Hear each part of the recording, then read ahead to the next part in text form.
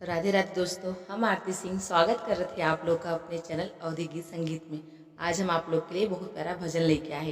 अगर आप लोग को पसंद आए तो वीडियो को लाइक करिए, शेयर करिए और अगर चैनल पर नया है तो सब्सक्राइब जरूर करिए और कमेंट करके जरूर बताइए कि आपको गीत कैसे लगा।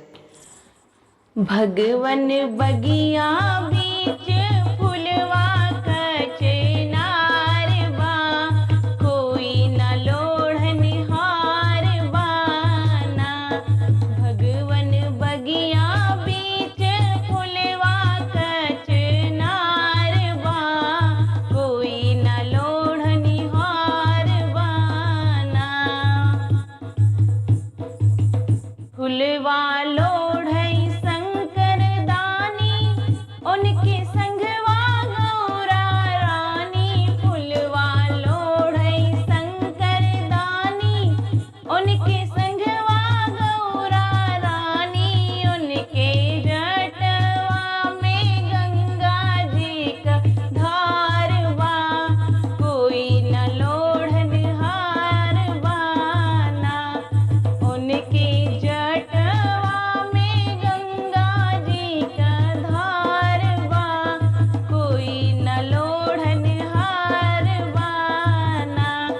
भगवन बगिया बीच फुलवा कचनारवा, कोई न लोढ़निहार बाना।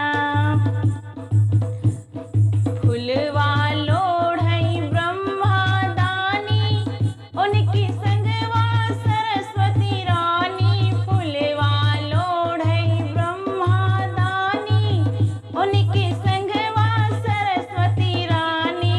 उनके हाथवा में वेदवा पुराण बा, कोई न लोढ़निहार बाना।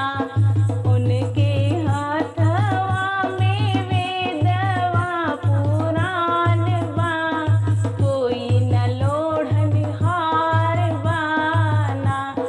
भगवन बगिया बीच फुलवा कचनार बा, कोई न लोढ़निहार बाना।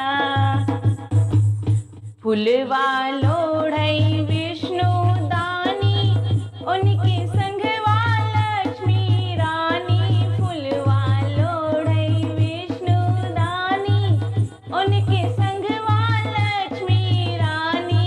उनके हाथ गले में फूलवन के हार बा, कोई न लोढ़निहार बाना।